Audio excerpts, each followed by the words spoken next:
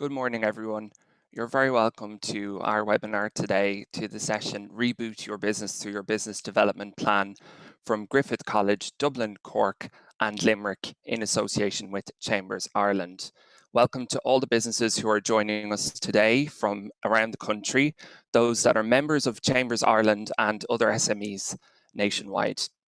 We do invite you to engage on social media using the hashtag Reboot2020. We will take your Q&A as always later on in the session, and we welcome your questions and feedback throughout. Please do see the website for all of the resources that are being shared throughout the series, including the videos, the presentation notes, and of course the workbook, which we hope you're finding useful throughout the series.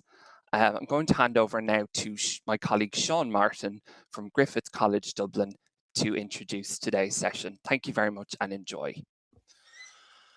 Good morning all, you're very welcome to this morning's topic, which is topic number 8 in a series of 10. And this morning's title is Implementing My Marketing Strategy, Including Digital Communications.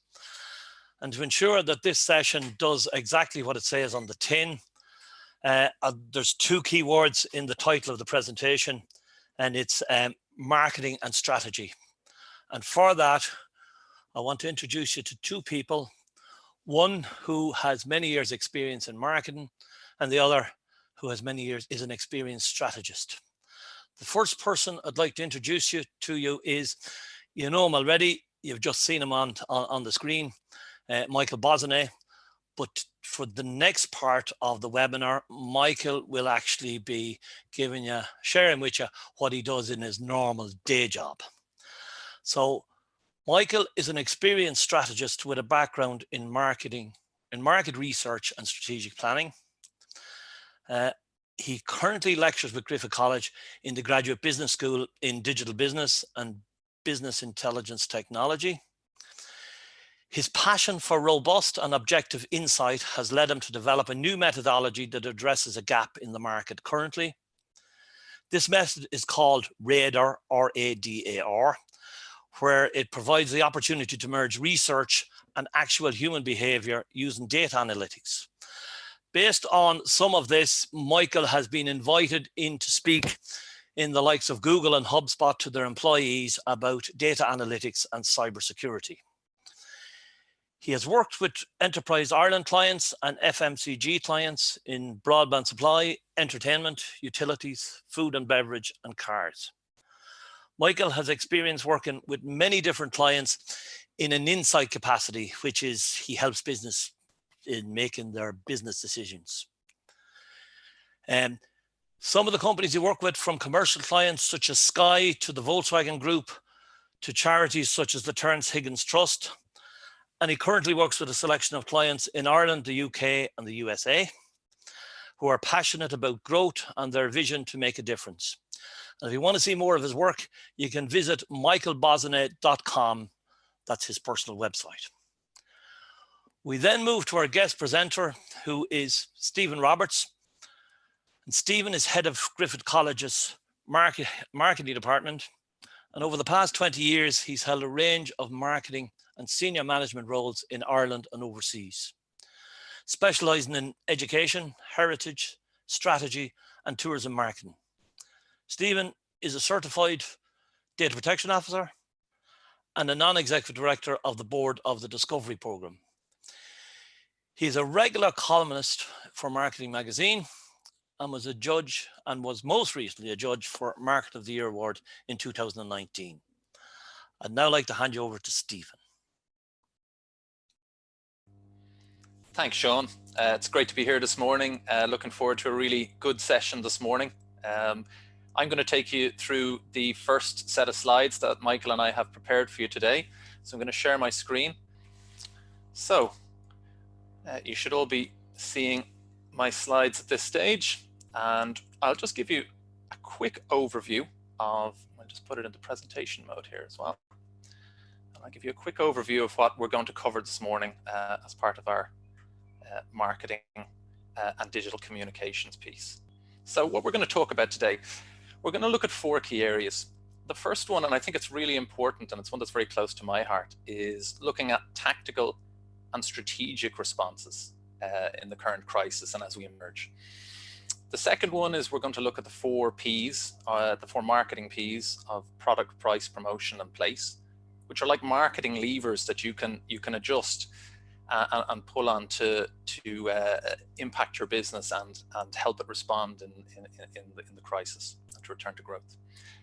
We're next going to look at how you can juggle your resources to respond best to the crisis.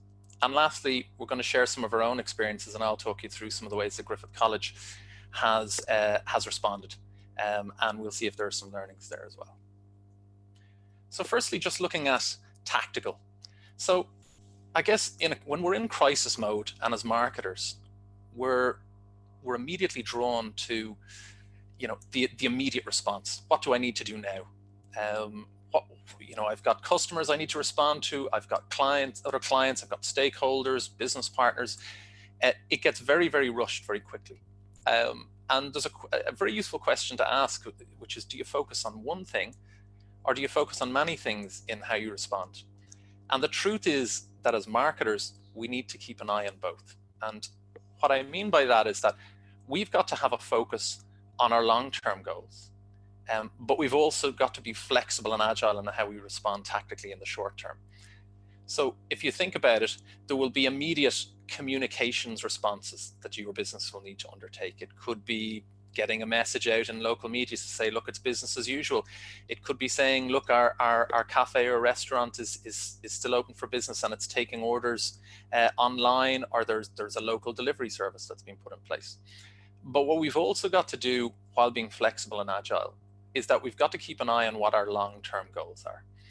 Because we know from experience and from research as well that those businesses that balance that short-term and long-term view are the ones that will be best placed to emerge after the crisis and after the lockdown phases we've gone through and return to growth.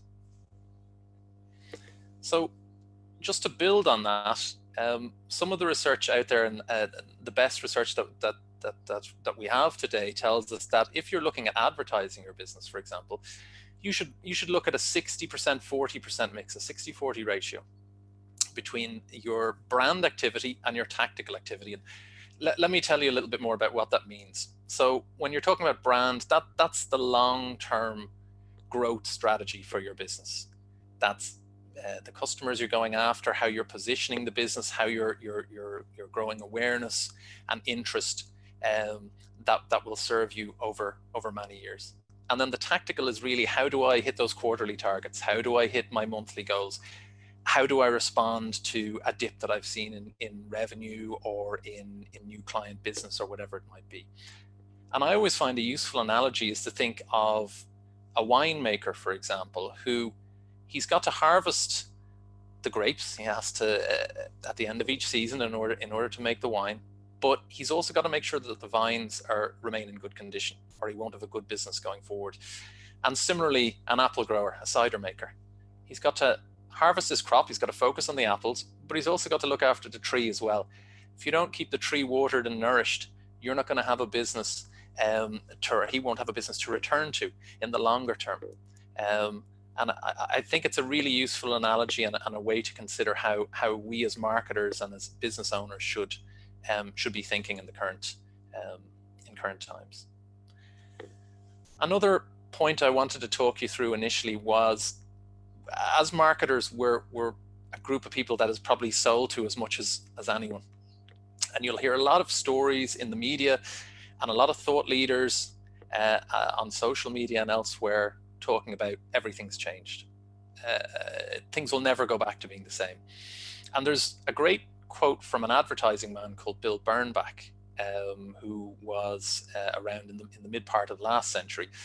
And it's very useful in grounding us. He says, look, it took millions of years for man's instincts to develop, and it'll take millions more for them even to vary in a very slight way. And it's fashionable to talk about change, about changing man or the changing person. There will be changes coming out of what we're going through at the moment, undoubtedly. But there will also be many aspects of society that will remain very much the same. And what I would say is that we need to balance the art and the science of marketing. We need to trust our instincts at times like this as well. Trust what's worked very well for our business, you know, in terms of how we've built up local custom over the years. By all means, use that agility and flexibility to look at new ways to return your business to growth, but don't be overwhelmed by this idea that everything is going to have changed. Even if you look at it from an online perspective, online marketing, it's been a huge change for someone like me who's worked in marketing for, I guess, 2 decades at this stage, but it hasn't necessarily replaced TV or radio or press or outdoor. What it's done is it's added another new way that we can reach our customers. And really, I think that is most likely what we're going to see as we emerge from this current crisis, that there will be changes, but many of them will be iterative. And the other side of this quote, which I think is really useful, is don't be overwhelmed by the idea that the next platform or the next new marketing gadget is going to revolutionize your business. Look at it with a cautious eye, see if it's appropriate for your particular company or your industry. And trust that your good instincts that have got you to this stage with your business will still serve you well. So we've talked a little bit about tactics, but we also, I think Michael and I are very keen to look at how we can provide you with some frameworks and kind of tools for thinking through the current crisis. And one of them, which I love, is this matrix, or these 4 boxes here. It's called the Eisenhower matrix. And Eisenhower was a president in the 1950s in the US, and before that he was a very successful World War II general. Hugely busy man.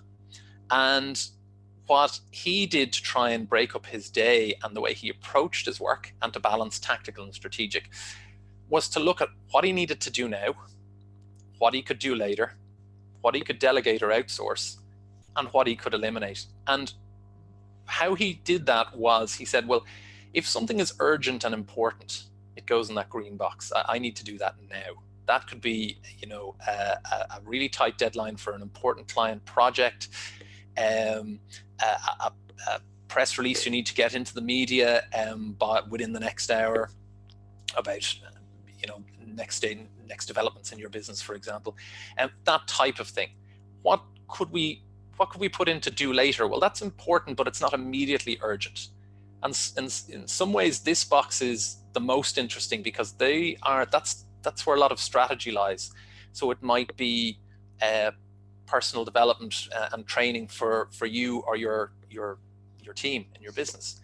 It could be recognizing that in the do now box, I have to, you know, if I'm a local restaurant, for example, I have to get my business positioned so that I can take orders online and I can do local deliveries. So that's the do now. But the do later could be, well, I know that we're going to be in some form of lockdown for many months, and possibly in varying stages to the end of the year. So I know that I'm going to need to put in an investment into my online and web presence. I don't need to do it right now. The first thing is to keep business continuity and keep the business going. But I do know that's a big ticket item for me over the next few months. So I put it in the do later box. Then look at delegating and outsourcing. So let's say I've been writing a few blog articles myself, or for my website, or I've been looking at some search engine optimization. So if you're doing a Google search, and if you're a local wine business and you want people to find out your shop's opening hours, or that you're based in you know, a locality or a certain area, you might have been doing a little bit of that work yourself. But maybe now, due to people being furloughed or let go, there are some more freelancers out there who can do that work at a very good rate. They can free up the time for you. You get a couple of hours back out of your day, and the work is still being done. And the final one to think about is eliminate. And you know, I think one of the interesting kind of nuggets I've taken from some of the previous speakers in the webinars, Pora Corrigan, Vicky O'Toole, etc., is that this crisis has given us some time to actually think about the aspects of our business that we maybe have known for a while we've needed to look at, but just haven't had the time. So you can look at the eliminate element from two perspectives. One could be, well, look, we're not taking phone orders anymore. We need to really eliminate that part of our business, and we need to move more into an online environment. That's much more efficient. That's where our customers are coming to us. Or it could be at a personal level. Well, I have been following a lot of social media. I've been following all the news channels. I've been really spending, an hour or two a day just keeping up to date with what's going on, and what my competitors are doing. And maybe that, that hour or two could be reduced down to 30 minutes, or maybe every second day, now that we're out of the kind of the white knuckle stage of the crisis, so to speak. And maybe there's a local club or society that you've been giving time to. That's nice to do, but it's not necessarily something you have to do right now, in terms of where the priorities are for your business. So again, a useful tool, and it's something that I would use on a regular basis. Now going to look at some of the strategic activities that you can undertake, and we've got a couple of frameworks there as well. And rebuilding Ireland, rebuilding our land. That's I can't take credit for that. That's Michael's phrase, but really we're talking about how can we think strategically about getting our businesses and getting Ireland Inc. Back to growth from a marketing perspective. So a book I love is called Obviously Awesome by an author, a US author, I think she is, called April Dunford. And she talks about positioning. And it's the act of deliberately defining how you are the best at something that a defined market or a customer cares a lot about. And really, to boil that down, what she's saying is your business clear about how it's positioned in the market? Are you very clear about who your customer or customers are? And is there a value proposition that you can focus all your company's messaging towards?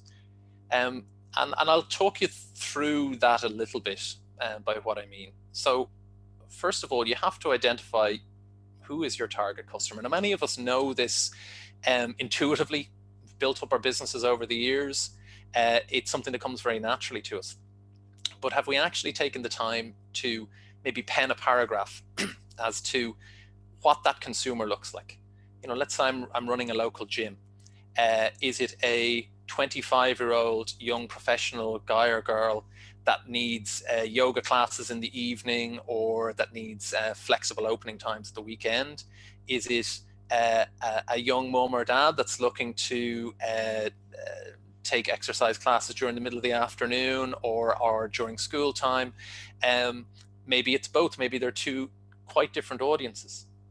But what you need to do when you consider those customers, and I'd urge you to take the time to whittle it down to maybe one or two key customer groups.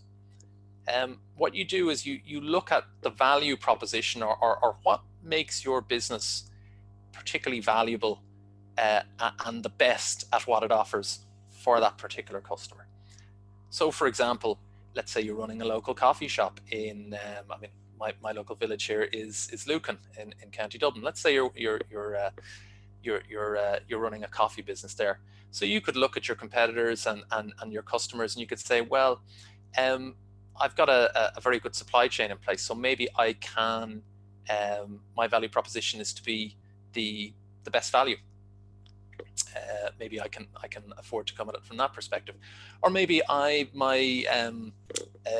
very locally sourced, so I can pitch that and build a lot of goodwill with my local customers. Another option is that maybe I'm the most sustainable. Maybe the coffee cups I use, maybe the types of products and the suppliers I buy from allow me to stand over that. But then the really effective part, and the part I love as a marketer, is that you get real value from continually focusing on that message.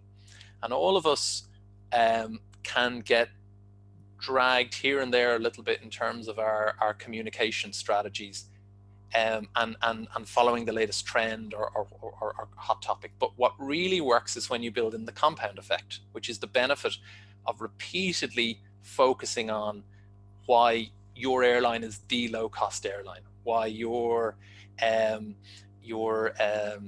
dentist is the most dental service the most technologically advanced or the most customer friendly, whatever it might be. And then you own that position, which is basically where positioning came from as a term, in those customers' minds. It's a really useful tool. Another idea or concept that I find very useful is it's by a professor of strategy called Richard Rummelt. It's a really good book, very accessible book. It's called Good Strategy, Bad Strategy. But he talks about when you look at a strategy, you should think about it in 3 particular ways. You should diagnose what the problem is. You should come up with a guiding policy or a set of pillars that you feel will allow you to respond to that diagnosis. And then you put in place coherent actions. And I'll make that a little bit more tangible or real. So let's say you're running a local garden center and you realize that your competitors are eating into your business and they've invested more in their online. So I'm giving a lot of online examples at the moment, but it seems very relevant in terms of where many of our customers are at present. So you've diagnosed the problem is that you've fallen behind in terms of how your garden center can maybe take online bookings, in terms of how you can show the different products and services that you offer. So that's the diagnosis. And you then look at the guiding policy. And by that it is, I like to think of it as a set of pillars. So maybe there's 3 or 4 pillars. These could be, for example, I need to obviously train up my staff, first of all, so they're comfortable taking online bookings. So that's one pillar. Second one would be I need to look at sourcing a web development agency so I can overhaul my website. And the third one might be that I need to improve my search engine presence. So when people are searching in Google for garden center products or services, that they'll find my business much easier. And okay, so I've got the pillars, and then the coherent actions are really what we would know as SMART objectives. So they're specific, measurable, achievable, realistic, and time-bound. And when you have those 3, you've diagnosed what the problem is. You've a set of pillars or a policy that you feel will return your business to growth, and then you monitor the objectives that are going to deliver against those pillars. It's really useful. So I would encourage people even to, when you're trying to carve out a little bit of strategic time within this very busy environment we're all in at the moment, get a pen and paper and start to look at it from your business from that perspective. The final tool I'd like to talk to you about is this idea of the 3 C's, which is the customer, the company, and the competitor. And it's a great way of spotting opportunities for your business. You can think of this as the 3 points on a triangle. You've got the customer, 1 C, you've got the company at another point, and you've got the competitor at the third point. And how you would approach this is you'd say, okay, well, what is my customer looking for at the moment? So we talked about defining that audience in a few slides back when we looked at positioning. So you look at your customer, and then you say those are the benefits that he or she is seeking. And then you look at your company. So again, if you look at a local coffee store, for example, a cafe, maybe the customer is looking for a nice range of good value beverages and maybe some takeout food options as well. You look at your company, and again, going back to that supply chain point, maybe you realize that you can offer something that's very sustainable, very locally sourced, for example, or very low cost, relatively speaking. And we'll talk about price in a little while, but I think price is going to be one of the marketing levers that a lot of businesses are going to be looking at in terms of how we respond to customers that may not have as much money in terms of savings or resources than they might have had only a few months ago when we were still in a boom period. Then you look at the competitor. So maybe the competitor coffee shop in Lucan, for example, again, going back to my locality, maybe they're very high quality product, but maybe they are also high cost. So I look at the 3 C's and I say, well, look, there's a gap for me there with my business where I can give a good quality coffee, for example, but it is significantly better priced, and it allows me to carve out a niche with local customers who still want that great experience of getting their morning coffee. It's a ritual for many of us, whether it's coming back from the school run, on the way into the office, you name it. And that's maybe the opportunity that I can respond to, and I can tweak my pricing. I can make my supply chain a little bit leaner again, and all of a sudden I've carved out a niche that's going to be hard for my competitor in the town to copy. So the next stage we're going to look at here are the 4 Ps, and those are we talk about product, price, promotion, and place. And I like to think of them, as I mentioned earlier, as levers for your business.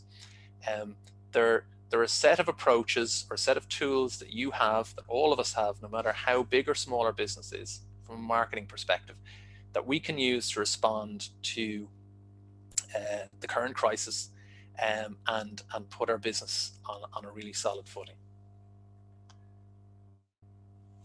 And one of the things I absolutely recognize that promotion and communication is key at the moment.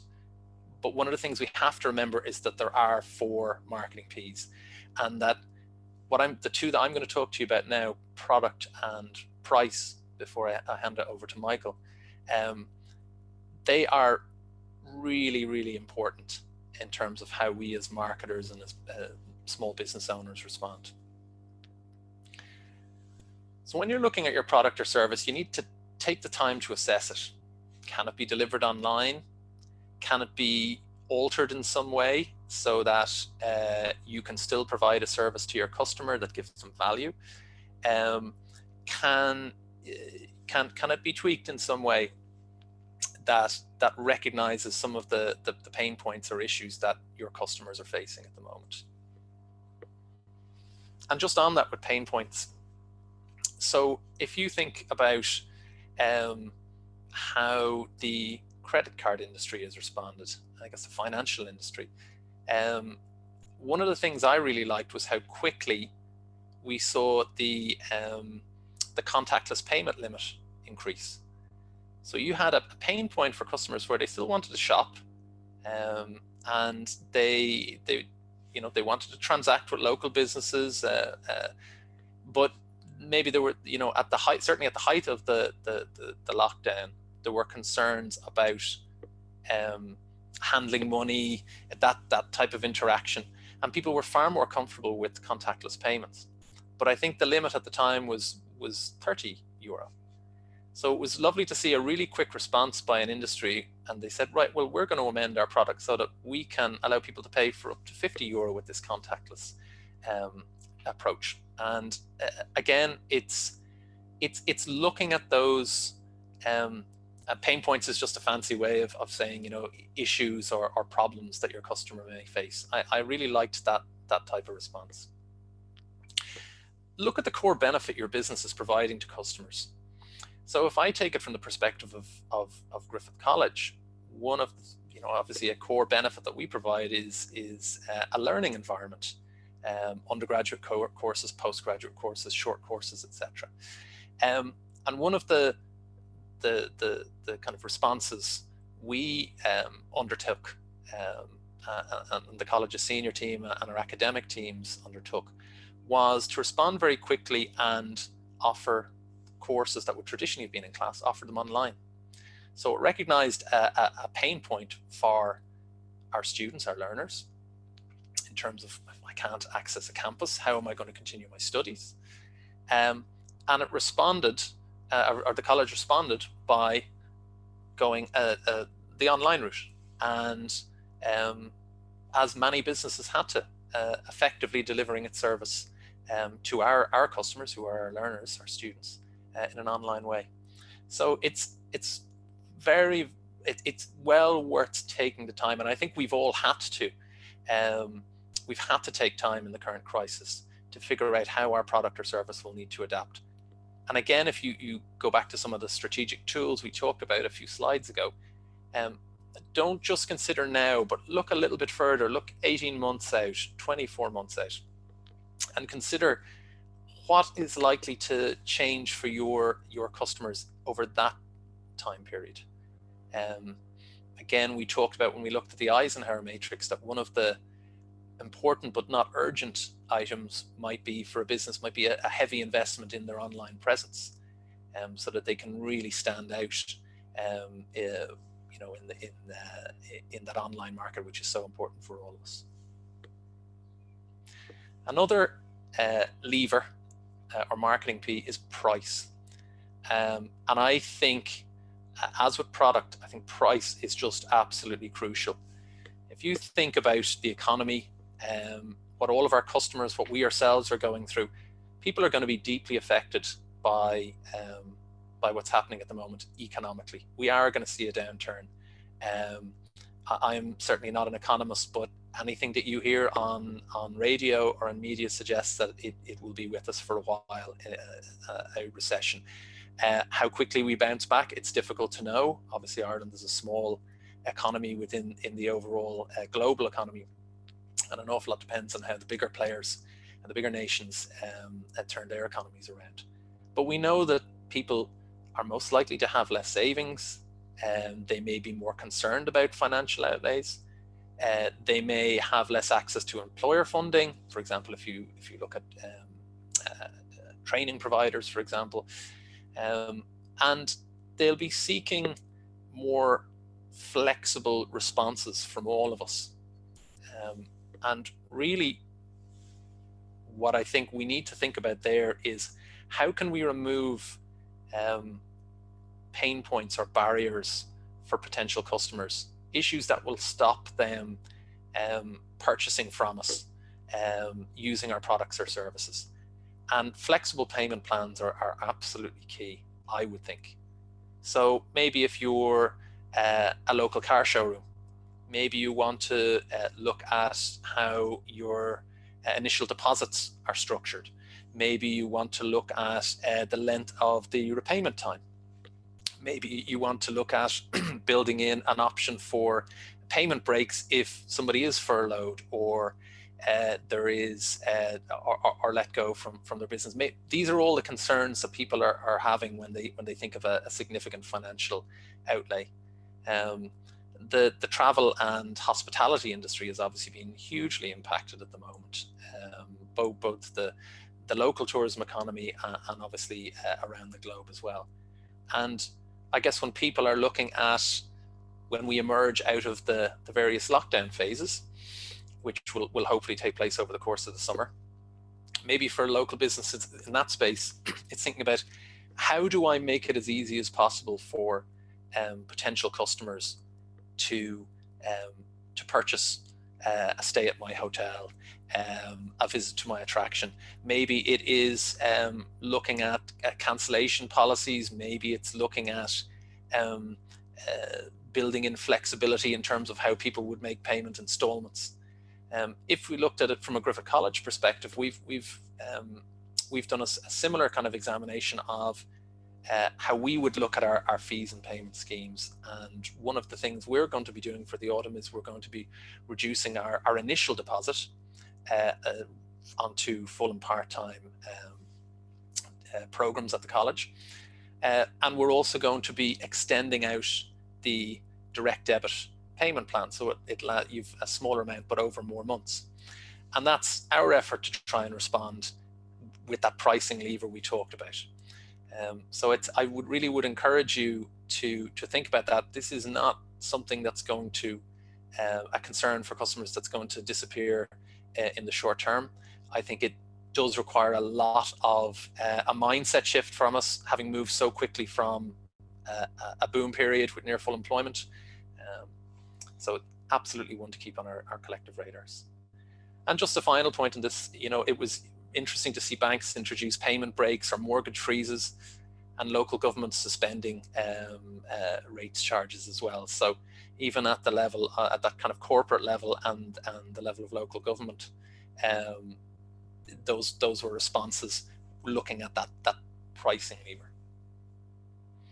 And really, what are customers looking for? They're looking for agility. They're looking for flexible responses, and our job as marketers and as business owners is to provide that flexibility, but in a way that doesn't impact our bottom line, because ultimately local businesses, which I know many of our audience today are, local businesses are the heart and soul of Irish towns and villages around the country, and are hugely valued by their customers. So we have an onus to absolutely maintain that bottom line, so we can keep going, we can continue as a going concern and return to growth, but at the same time looking at ways we can be agile and helpful to our customers. So I think at that point, Michael, we might have a bit of a discussion in terms of what's gone on thus far. Sure. If you want to come into the stage. Sure. Thanks a million, Stephen. I suppose we wanted to maybe take a pause now and ask the audience if there are any challenges that they're facing at the moment, any specific challenges that we could discuss in the Q&A. So we've talked about the tactical and the strategic, and we've looked at some of the 4 Ps. I'll go into a little bit more detail now about some of the practical tools that you can use on a day-to-day basis. But we'd love to hear what you think.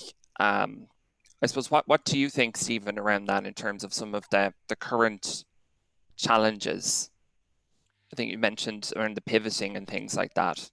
Yeah, I mean, it's something we're going to talk about a little bit later, but we're all going to be working within finite resources, and most likely fewer resources. So one of the key challenges I feel for us all as businesses and as marketers is, how do we do more with less?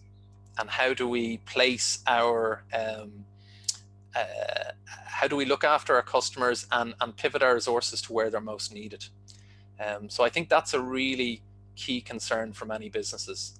And obviously, one of the areas you're going to talk about, Michael, which is very relevant, is a lot of us are seeing a requirement to upweight our digital and online activity. And how do we resource that? So I'd see that as a key element. Absolutely. Okay, so I'm going to just continue on now with the first thing I wanted to mention was that now in the crisis, it might actually be more straightforward for us to identify the specific problems that we need help with in the business.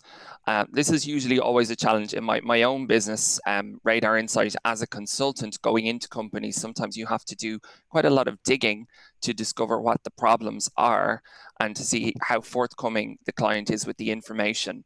But because now businesses are being so much more honest about how they're experiencing the day-to-day running of their business, then it almost makes challenges more easy to identify, and then more remedy more available and easier and more tangible to work on, either internally or externally. So I wanted to look at some of the tools now that we would look at, and these are tools I've used day to day. The first one, I suppose, is looking at some social media. So it is important to maintain promotional activity throughout this period. So that can be everything from running paid campaigns to just sharing your message, sharing your story online. If you're having a difficult time to communicate that in a tactful way, we'll talk a bit more about that later on. You want to look at one of the lovely examples that I really like is Michelle Obama's book called Becoming. And she talks about your story. It's what you have. It's unique to you. So like I was saying, if you are having a difficult time with your customers, there are ways to phrase that, that you just be honest, because now more than ever, we have an opportunity as a business to be very relatable and peer-to-peer with our customers. We're all operating in the same circumstances. So it's an opportunity to pivot, and it's also an opportunity to have that honest communication and build a relationship with your direct customer. So I think that that's a great idea that Michelle Obama brings in, and I would advise you to think about that. Think about your message, getting your message right. We'll hear more about that tomorrow as well in the Crisis Communications webinar. But I do think that that is something that you need to keep in mind. Get your message right first, and then look at the channels that you can promote on. And I think this is just a lovely example of a very powerful message that was sent out to the public recently from Banksy. Now, Banksy is a very successful artist. His paintings generate a lot of money, but he did this for the right reasons, I believe. And he unveiled this painting in the Southampton Hospital, which basically just indicates that the heroes are everyday people. They're the nurses, they're the doctors, they're the frontline staff. And this is just a beautiful way to communicate that in a simple ways. So if you can take anything from that, it's just thinking about how you can craft and relate your message to the customer in a way that's going to resonate with them, that they're going to understand, and ultimately take some action.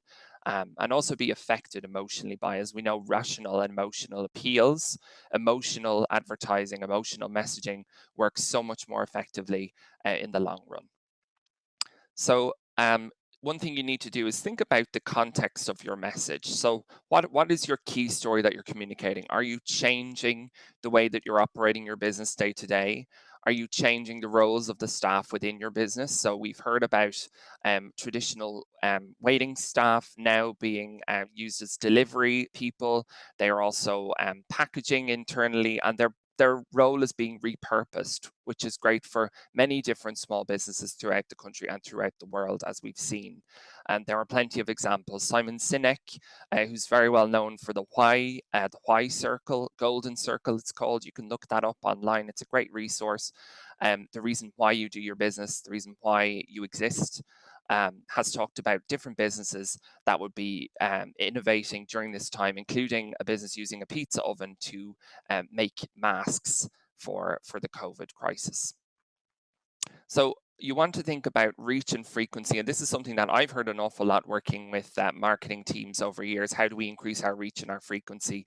And those would be what's known as key metrics, things that you want to measure and achieve throughout the run of your campaign, whether it's short term or long term. But again, go back to basics, think about getting your message right first. There's a lovely example of ironically, Corona, and they ran the Corona beer, and they ran a commercial a couple of years ago called Corona Mas Fina, because it was back to the roots of being the most fine beer, and they related that through a campaign that basically communicated their core values. And we'll talk a little bit about a tool called the Value Proposition Canvas in just a moment. So from a practical perspective, wanted to look at what you can do. So what you can do straight away is you can look at your social media presence. So I'm sure a lot of businesses are already doing this, and we'd love to hear how you're already working on your social media or working on communicating better with your customers throughout this time. You can look at scheduling content. So using a tool such as Hootsuite to schedule your content is very useful. You can upload all of your profiles onto one tool and then schedule over a week the posts that you want to communicate with your customers. And that's free to a certain extent as well. A lot of these tools operate on a freemium model, which means that it would be free up to a certain point, and then you would pay a subscription. The next thing then, as Stephen was mentioning, is your search engine optimization. And that is as simple as just optimizing the content on your website. It is a long-term activity, so it does take a little bit of time to see some results. You are not going to see results instantly. Don't believe if somebody says they can get you position 1 on Google, that's not how it works. Google are looking for quality. They're looking for questions and answers. The customer has a question, and how are you answering that? How are you satisfying their query? And if you have the best response, then it's going to improve your search results over time. A great way to improve search engine optimization is through blogging and also through getting links. So that would be something to look at. Where can you link out to? Can you link out to clients if you're a supplier business? Or can you have customers giving you testimonials and things like that that might link to their websites? Do look at your analytics. We'll look briefly at Google Analytics later on. And again, these slides will be available on the website, so you do take time to have a look at them. We're going to be looking at things like the most important metrics for you to look at would be things like your traffic, your sentiment, and things like your pre-bookings if you're running a service business like a hairdresser, or maybe if you're running a guest house and you do feel that you might be able to reopen at the end in October. I think it's when it's planned to reopen, but there might be things that you can do in advance of that through scheduling systems such as HubSpot or other different tools that you might be able to use. Also, email marketing. We will look at MailChimp now in a moment, but email marketing, again, think about the message that you want to craft and then work with the tool. So what we're going to look at is just a couple of these tools. Let's start off with Facebook Business. So there's a link to all of the resources here on the slides, the direct pages. The first tool is called Facebook Creative Hub, and that is a lovely tool to enable you to work with employees or customers in your business to craft messaging. So it's a platform that actually allows you to work almost like a sort of a feedback system on your message and on your creative, which would be your photos or your videos. And on that, do visit the Facebook business page. It's a really, really useful resource because it shows you your brand in situ. That means as it would appear. And it's just a really nice way of seeing how your brand would show up in a video ad or in a photo ad or in a carousel ad, which is just the one that moves like this way. And you might see it for different clothing brands or shoe brands, or you might have seen things on Facebook. And again, if you've any examples of things that you've seen, do share them with us in the Q&A. But do look at Facebook Business. If you're very interested, you can take the Blueprint course, which will get you up to a professional standard in terms of using their products. Think about metrics. So we might speak a bit about performance metrics. And again, as I said, metrics are just what you want to measure in your business. So think about levels of engagement around your social content. Are you using hashtags? For this series, we're using hashtag REBOOT 2020. So we can already see that that's picking up what's known as earned media. People are sharing it, people are interacting with it. We don't necessarily need to put a promotional budget behind everything. And that you want to have a certain amount of what's known as advocacy, where people are engaging organically with your content. They don't have to be pushed, essentially. Influencer engagement, are there people of influence who are engaging with you? Influence is typically measured by a following. A large following would indicate that somebody has influence at a very top level, and then we'd filter down into terms of if they're working for a retail brand, then are they actually driving sales from their engagement with their audience? Things like growth in your channels, your share of voice. We spoke about reach, just how far can you reach with your message. Facebook, Google, and lots of other tools online will give you an estimated reach, which will give you an idea of the size of the audience that you can reach. And typically, the larger the budget, you will reach more people. But do think about your core customer, and sometimes it's better to just narrow down to a very specific cohort. If you have a customer base in Lucan, then focus on that if you know that that's going to work. Also, your share of voice, which is your share of the conversation. You're looking at your conversions, your sales, Google Analytics and tools like Shopify, which you may be using. There may be some businesses using Shopify. I'd love to hear about it. We'll measure your e-commerce. Shopify are also running a lot of ads at the moment on Facebook, I've seen, for Shopify Plus, which is an e-commerce platform. And then you're looking at things then like your organic conversation and also your traffic. So with traffic, there's a thing called abandoned cart. And I was on an e-commerce course there a while ago, and somebody was very experienced at running e-commerce for about 20 years told us that the abandoned cart is one of the key metrics because it shows somebody went to all that trouble loading up their cart and then they just decided to leave. So you really want to understand why that happened and how you can improve what's known as the user experience for the customer the next time. So Instagram Analytics is a tool that you can use on your mobile phone for any size business. It's great. Once you have over 100 people following you, you get access to the analytics. This is a screenshot of how that would look on the phone.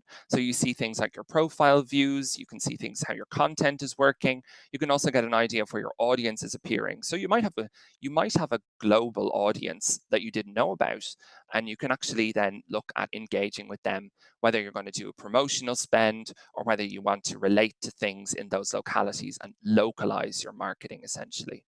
Then here's another screenshot of how it would work. So this is an Android phone, just to reiterate that it works on any type of device. You can see very much down to the granular level of how many likes, how many comments. You're ultimately looking to deepen your engagement on social media. That's really the key. In the past, it would have been about gathering followers, gathering retweets, but now we want to actually look at deepening that engagement. What are people saying? Are they using emojis? Emojis are an excellent way of being able to tell if somebody is really engaged with your product because you can see the facial expressions or the images that they're using, and they maybe don't want to express that verbally or can't express that verbally. So the emojis are a great indicator for that, for sentiment. do use Google Business, Google My Business.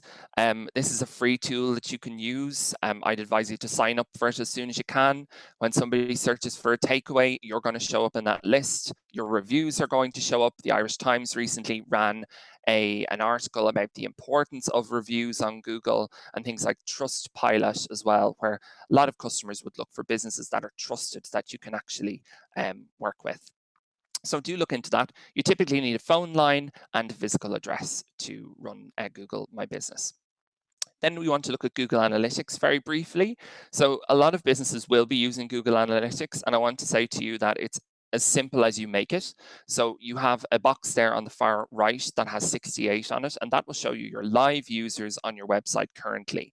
So that's a really nice basic overview of how your page is performing.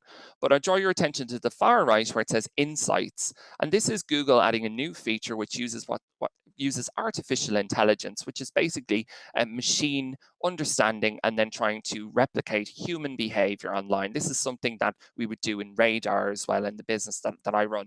So with Google, you have suggestions that are brought in from the tool using artificial intelligence, and it gives you nice little hints in terms of how you can improve, what you might need to work on, and so on. And you can see that there in your own time. There's lots of different things there in terms of how I can improve, and it takes a lot of the work out of using the tool as well. So it's a lovely feature. Don't be afraid of artificial intelligence. It's great.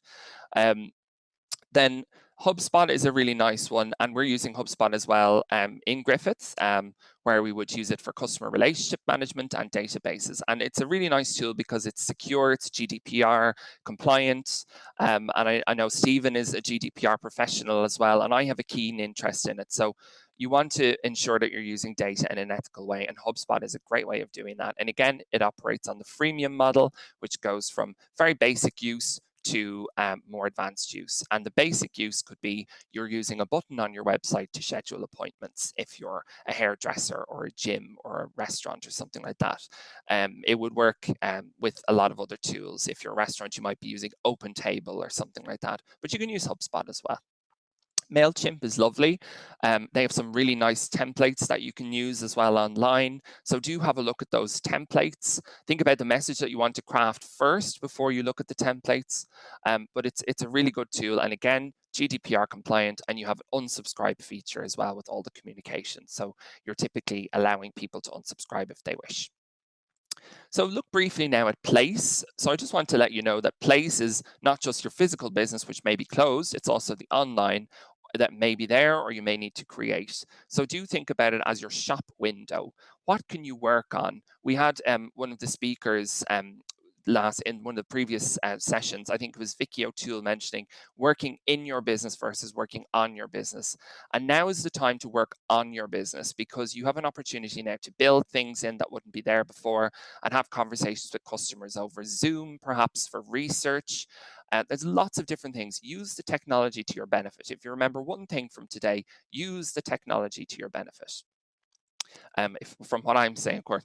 But the other things then that you can look at are things like your distribution channels. And this doesn't mean necessarily that you're using a large supply chain, but think about what you can do to innovate. So the local restaurant that might have had people come to the restaurant now is doing a delivery service. And whether or not they're actually delivering it to your house or you're going down at an allocated time to collect. I know that there's local businesses in my area that would have people to go down and collect at a very specific time, and it's done just passed out through the door. So look at those kind of things, and we might talk about that a bit later on. Are there new partners that you can work with? Are there new different types of supply that you can offer? Consider those. And then looking at the pain points, as Stephen was talking about earlier on. So we have what's known as the value proposition canvas, but pain points would typically be when somebody would ask the question, why would I bother? Why would I bother investing money? Why would I bother spending money in this business? And you want to be able to act on that and improve that for the customer. So those would be typically the pain points. And this is a lovely tool that you can use to address that. Spend an afternoon working on it, working lunch, those kind of things. And there's a link to it there. It's from Strategizer, the Osterwalder value proposition canvas. And what it does is it aligns pains and gains and then it aligns pains and gains for customers with your business and what you can offer to alleviate those pains and improve the gains for business. So you might look at, from an example of that would be the restaurant that is alleviating a pain of feeling maybe that going to the restaurant is not safe by offering a delivery service that can be worked on, either delivered to the house or that can be worked on to come down at a set time. Doctors would have done that as well by allowing only one person into the surgery and you phone in advance. Those would be an example of kind of the smaller businesses, but this works with any business of any scale, and it's a really well-known and well-used tool. There's a lot of different videos on it. I would advise you to have a look. And think about the ways then that you can place your product in front of the customers. So there might be something that you can do in terms of your video. So if you're a maker of any sort of furniture or any sort of manufacturing on a small scale or a large scale, you can put yourself out on Instagram on video where you're explaining your craft, where you're showing a demo. There's some lovely content that's being created by a business where I work called Sustainable Fashion Dublin. And it's two young entrepreneurs, and they're creating fantastic content. I think actually that they were on TV recently showing how to create your own face mask. So this would be an example of how you can put yourself forward using the technology. And it's a lovely expression of authenticity and also results in a business growth. So at this point, wanted to ask you, what could you add to your workbook? And I'll bring Stephen in as well now on this. We're looking at the workbook throughout in terms of it being a resource that you can use, and answering those three questions. What do you think that you could add to the workbook from today?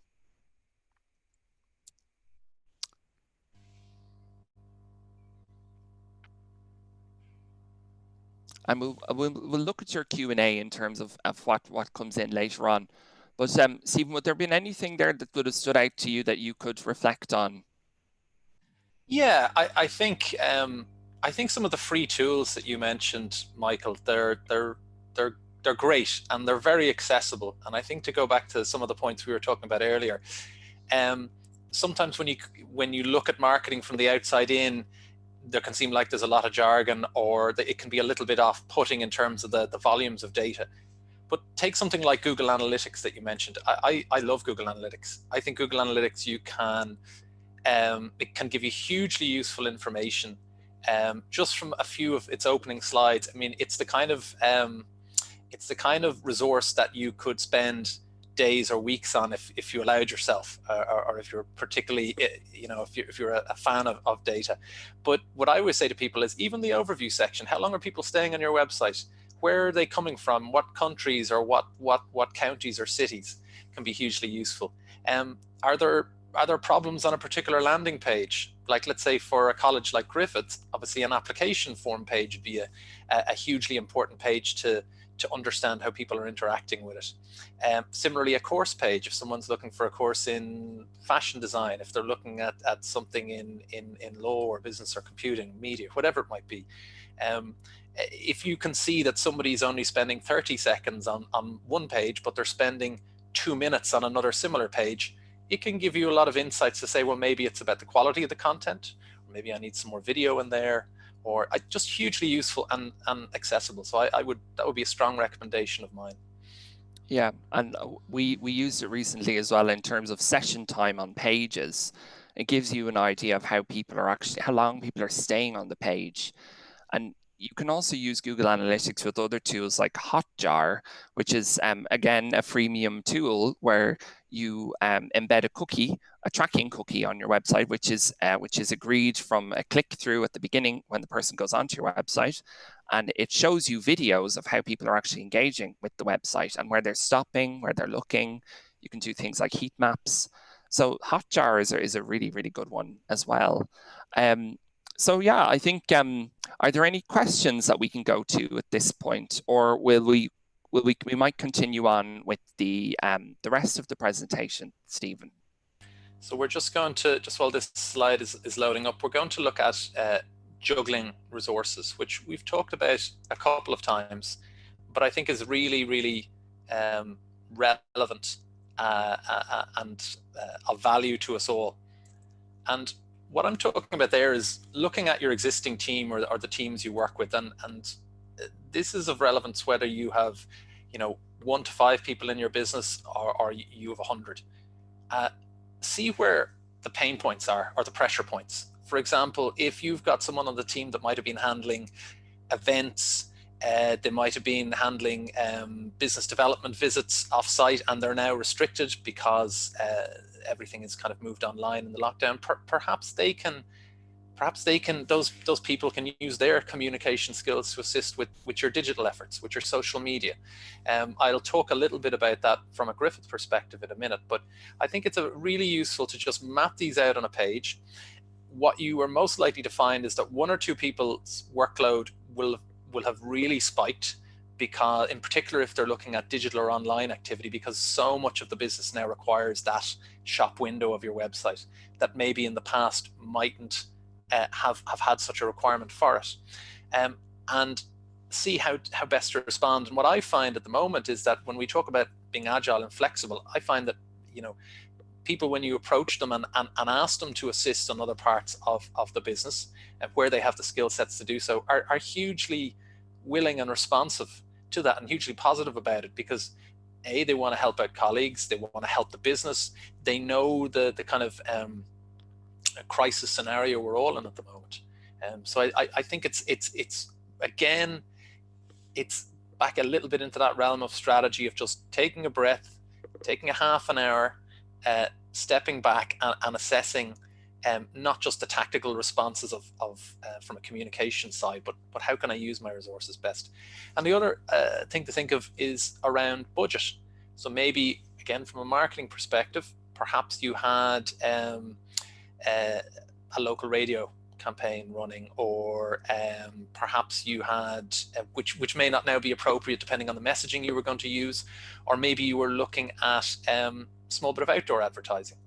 I know many of us use that channel, and that's not as relevant now. Perhaps there might be fewer eyeballs, or maybe you were going after a commuter audience and they're more home-based. So maybe there's resources there that you can move across into helping your social media and helping your digital presence. And just one thing I would say, which might be of use just in terms of some of the content you were talking us through, Michael, a few minutes ago. People shouldn't forget with social media that organic reach, of those channels, is very, very low. A lot of time you have to put money behind, particularly Facebook and Instagram, you have to put money behind those posts that you'd put out in order for them to get a decent reach. That's certainly our experience. This doesn't have to be a huge amount of budget at all. It could be 10, 20, 30 euro, but what it does is it exponentially increases the number of people that your message can reach to. So again, there may be some marketing budget that you can move from offline channels that we talked about onto online. And really, again, it's about agility and flexibility and also resilience. And I think that's, again, where I think we've, as a nation, we are showing a lot of resilience. And that's going to be key to us bouncing back and thriving in the eventual return to normality whenever that takes place. I'm just going to take you through a few slides here in terms of Griffith's experience, because I'm conscious we would like to leave some time for the Q&A at the end. So we looked at that point about resources within the team. We came under probably a substantial additional workload with regard to the website, griffith.ie. And we knew that our digital team had to be as responsive as possible, and we had to avoid any kind of a backlog happening. And there were departments and faculties and various divisions of the institution that were looking for content to be up there ASAP. So we had a look at our marketing, our schools and alumni team resources. And this is just one example. I mean, the whole team have been great, to be quite honest, Michael. But Sinead, Alex and Cian that we see here on the screen all had strong communication skills alongside their work in schools, alumni and broader marketing. And they were able to look at their workloads and figure out how they could provide some time during their weeks to assist our digital team. And so again, that's how we looked at trying to be flexible and responsive within the current kind of resources that we as an institution have. The other thing is to think about existing and planned campaigns. So I think everybody will be aware, whether they're in education or not, of the back and forth that we had around leaving cert dates. It certainly was in mainstream media for a long time. But when we look at planned campaigns, typically Griffith would run promotional campaigns for July to September in the run-up to the main autumn student recruitment window. But when you looked at a schedule for leaving cert students where their exams might have been taking place through from the end of July through August, and then you had CAO rounds after that, it was likely that we were going to have to stagger our campaign substantially so that we might have ended up running them into November. That hasn't happened, as it's turned out, with the subsequent decision around the leaving cert. But there are many businesses that will have will face similar dilemmas, where the typical timelines, and I'm thinking of hospitality and tourism again, where we're into the peak season now, or certainly approaching it, coming off the kind of shoulder months of March, April, and I guess part of May as well. And maybe, if you're one of those businesses, you need to be considering, well, do I look at, is there going to be a later surge for staycations that I need to plan for? How do I, within limited resources, how do I respond to that? How do I plan for that? So look at timelines. Again, that overlapped into, as I mentioned there, the advertising and marketing schedules that we would have had. But I think it's an issue that is facing all businesses, and it's certainly worth consideration. And some of the examples of, I've talked about online and offline, but one of the things we did was we looked at our events and said, we've a 7-acre campus in the South Circular Road in Dublin. We're obviously very keen to get people. It's one of our 4 around the country, but we're very keen to get people in for open days and events. Obviously our event in early May, that wasn't possible with the lockdown. So we pivoted and we moved to online. And the team, the marketing and academic teams responded really quickly, and we were able to have a really good first experience with a virtual open day. Lots of learnings from it, like with any event. But it was one example, and another which was hugely successful, was the maths revision workshops that one of our directors runs each year for leaving cert students at ordinary and honours level. And we typically would have had them on site in Dublin, Cork and Limerick in March, April time, to give as a kind of a free initiative by the college to help those students as they prepare for their maths leaving cert. So what we decided this year was that we would offer the workshops online, delivered by Dr. Tomás McCuckagon, Director of Academic Programs for the college, and it got a huge response, and we had 4,600 people signed up to tune in over the course of the ordinary and honours level. So it's just an example of how you can respond to pain points by customers, in this case, or by people interested in your business, and deliver your product or service in an equally beneficial way, just through a different channel. So going back to that point, Michael, you were making about place. And then I guess, Michael, if you wanted to come in at this point in terms of practical tips, it might be. Yes. So yeah. No problem. Thanks, Stephen. So we will go to the Q&A now in a minute. I have a couple of additional slides in here, which I hope will help in terms of the resources and how we can use them. I think you're sharing the screen there, Stephen, so we might just fly through. Oh, I'm sorry. That's fine. They'll be included. Well, they'll also be included on the presentation online. I can go through them quickly. So the first thing is to master one tool. So we've talked about a few tools tonight or today, and don't let the background confuse you. And you can look at all of those, but I would advise you to look at one tool at a time and get to grips with it first. Another thing then is using Zoom for maybe some research with customers. If you're setting up a business, contact people. They could be friends and family.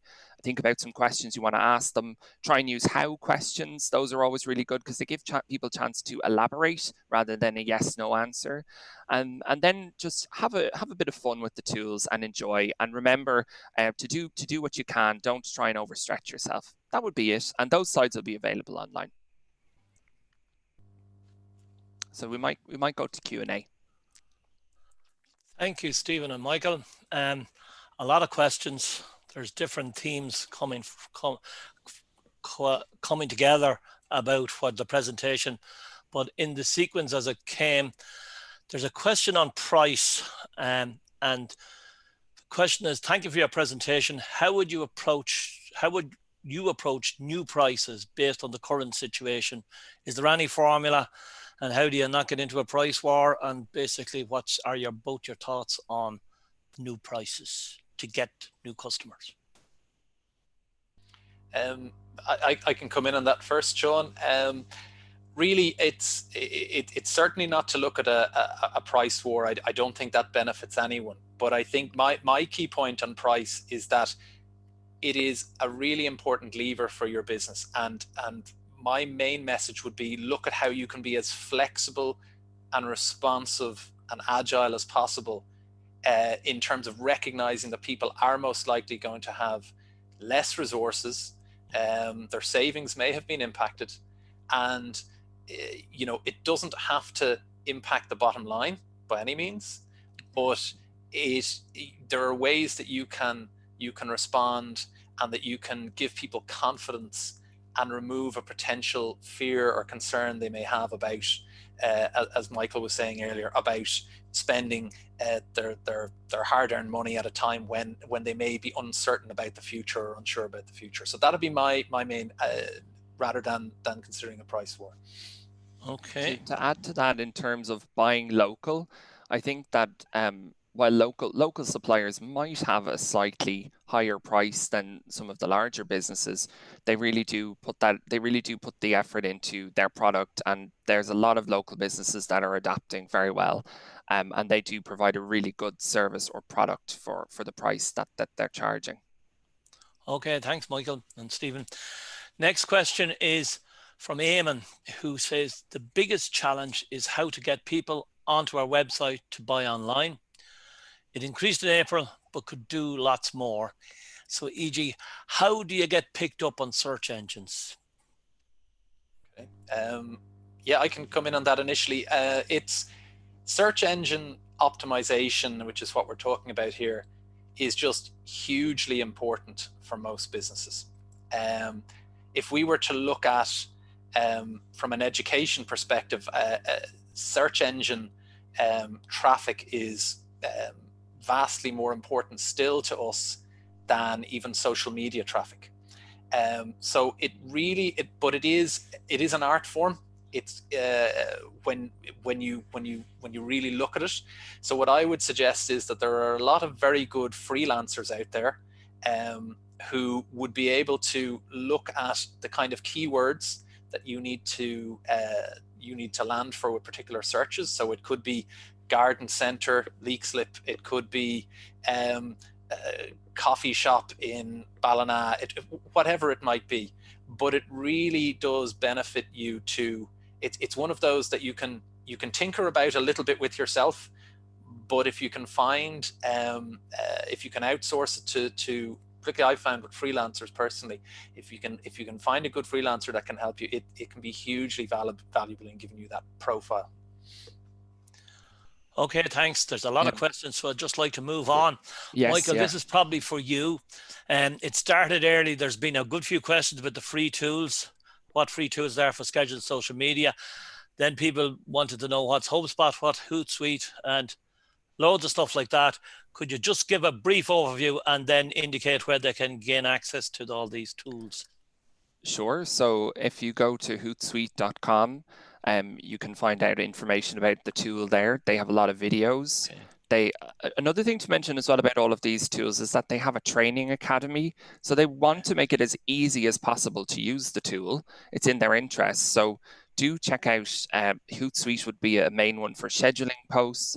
HubSpot then it's a customer relationship management platform, which means that it houses the information about your customers in a safe and secure way and allows you to communicate with them. Lovely. And just to say, all these will be put on the Griffith College resource page, will they? Yeah, so in Links some to of all the these. slides, we've Okay. put links in, and then Okay. we'll include a couple of more tools. Yeah, in terms of search engine tools, there's a great site called moz.com where you can find information and tools as well. I'm not sure if they're free, but there is another tool then called SEM Rush. Where you can Google that and you can use a tool to improve your content. So Stephen was saying around your keywords, you can just put in a piece of text and it'll analyze it for you. Thanks a million. Just to let you all, the listeners know, or the participants know, is that unknown to yourselves, you actually have been using HubSpot. When you registered as a user, that was via HubSpot. And all this has been conducted via HubSpot. So that's how we contact you, via HubSpot. So you're actually all HubSpot users without realizing it. Now, down to some more nitty gritty. Vivian Johnson has a question. We have been using a lot of social media. We have a coffee shop and not the most technical. We need to improve the quality. Is there any suggestions as to how to improve content, e.g. add music to post, or some, how do you jazz it up a bit, I suppose? In terms, look at your competitors. Okay. Who are the other businesses in your area or the neighboring town that are advertising on, when I say advertising, posting pictures on Instagram or on Facebook? What are they posting? Is there anything that you can notice in terms of how they're showing off the products? Something that you can imitate, those kind of things. Do think about the message before you invest in the promotion. Okay, very good. Next question from John McLaughlin is, what media would you feel is best to communicate with B2B, say for professional buyers in pharmacy/construction? I know LinkedIn is a very useful platform for any B2B. Okay. I personally find it a really useful resource, but there's always very, very interesting content, and you'll find that a lot of suppliers will actually use that channel to reach out to you directly. They might private messages. So again, it comes back to Michael's point. You've got to get clear on the content and what your goals are, what your objectives are, and what's going to give the customer most value. Because with any of these channels, if you don't put that initial thinking in up front, it's very easy to get lost because they are very busy channels. Thank you very much. You could look at trade publication blogs, trade publication magazines for pharma, for engineering, for all of those. Do they have a blog that you could write a guest contributing piece for that would link out to your website? That would improve your search engine optimization as well. Links are very useful. Very good. Next question is, in relation to tourism and hospitality, which at the earliest cannot open until July or mid-July, how to best keep customer followership engaged on social media, online, etc., competitions, updates, etc.? Well, what I would say is, and I don't know the particular nature of that tourism business, but what I would say is that you look ahead a little bit. Like, you would hope that there's going to be a very substantial staycation market. People will still want to take some kind of a break this year. They may be impeded from traveling overseas. So I think there's a big opportunity for local tourism businesses around the country. And what I would be thinking is coming up with nice video content with material that who is your audience? If you're looking at young families, well, maybe the video content could show all the great things there are for families to do in the area. Maybe there's great beaches, so there's no issue with social distancing. Maybe you've got the particular facilities that are going to appeal to those age groups. So think about your customer first, think about what they might want, and then look at the fact that the one silver lining from a tourism perspective is probably that you're going to see a lot of domestic demand from people that haven't been able to go overseas. Thank you very much. More questions coming fast. Now, another question from Eamon is, someone has told me to use bootstrapping to improve our Shopify website. I don't really know what this is. investing your own money. Is that what bootstrapping is? Not 100% sure. I think actually don't know. Perhaps we can get back to him on that well, later. with Shopify, again, the website has a lot of downloadable material. You can download a mock file of what you would upload to Shopify, and they have training and lots of other things as well that you can look at. Upskill. Focus on upskilling in any way you can. Next question is some businesses moving online. Would you recommend any platform where SMS can create online video course for sales, please, or something of that nature? Any tips, suggestions? Sorry, yeah, Michael, do you want to come in on that one, or I can give you just an initial thought, and then Michael can probably come in with more detail around the SMS side of it. But if you're looking at online platforms, I think you need to consider the scale of your business and the resources that you have, and there are a lot of different platforms that you can use. Like, one of the easiest is WordPress, which started as a blogging platform, but there are an awful lot of smaller websites and smaller businesses would use that. It's very simple. The content management system that you use, which is essentially where you put in your images and your content, etc., is fairly intuitive. And so a lot of it depends on the size of your business. It mightn't necessarily be, and we made the decision at the time, it wasn't as relevant for an institution of the size of Griffith. We needed a slightly different type of web architecture, but that's an important consideration. Sorry, Michael. Yeah. I would use WordPress in my own business. There's also Squarespace, but the beauty with WordPress is that you own the site. With Squarespace, you're renting, and as soon as you finish your subscription, then it's gone essentially. So that's an important thing, I think, to keep in mind. Wix is another one as well. I hear a lot about Wix. I use WordPress. Okay, thank you. We'll just leave one last question, and for the people who haven't been answered, we'll get back to you later. Question is, hi there, great course, lots to think about. My query is to how do we negate bad PR, like no refunds, while trying to launch into the new normal? Well, anyone want to go for that one? Yeah, that's a nice curveball at the end there, Sean.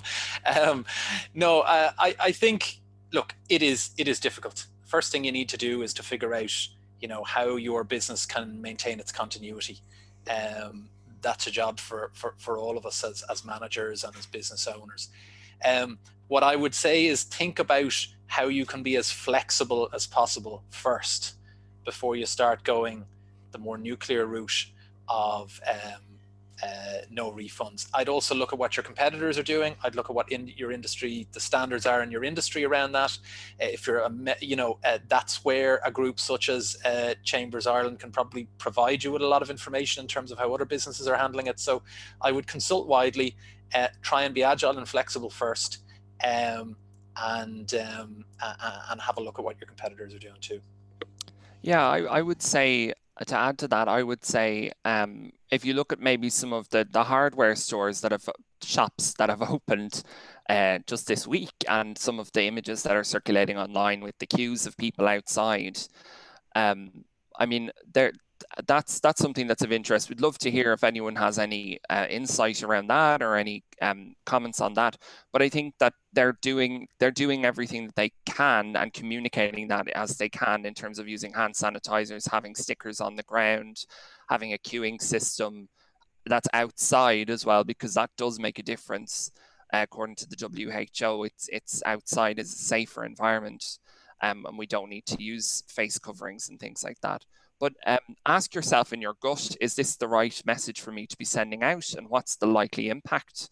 Do something that's authentic to your business. That would be the best advice I could give, I would say. Yeah, I think that's fair. I think you need to be open and honest and transparent, and people will at least respect that if you do it in that authentic manner, as Michael mentions. I think that's really key. If you do have to make such a decision, how you communicate it is hugely important. Yes. Well, thank you, Stephen, and thank you, Michael. We've come to the end, and I'd like to thank everybody for tuning in. And all that remains for me to do is to hand you back to Michael, back to his hosting role, to basically finish the session. Thank you very much, Michael. Brilliant. Thanks, Sean. So I think that last question as well is a lovely segue into the session tomorrow as well, which is going to be on crisis communications, and we'll be joined by 3 PR professionals who'll be able to give really good insight on those questions. So it's the session tomorrow is how will I tell my customers? And we're looking at the communications piece. So today was the marketing, and tomorrow then is around the strategic communications and moving forward in the best way. So we'd like to thank everyone for joining us today. Really appreciate all of the businesses who are part of Chambers Ireland, who we are running this series in association with, and all of the other SMEs throughout Ireland who've joined us today. We really appreciate having such a wide range of people, businesses, sectors, and we look forward to seeing your comments and your questions coming in every day. So tomorrow's session is going to look at crisis communications. We do invite you to look at the hashtag on social media, REBOOT 2020, and also all of the resources, including links from today, will be shared on the website. Do use the workbook if you can to jot down some of the thoughts and ideas that you got from today's session. So I'd like to thank everyone. Thank you to Stephen, thank you to Sean and Sinead as well, working tirelessly in the background. And we will see you again tomorrow morning at 10:30. So until then, stay safe and well, and we look forward to seeing you then.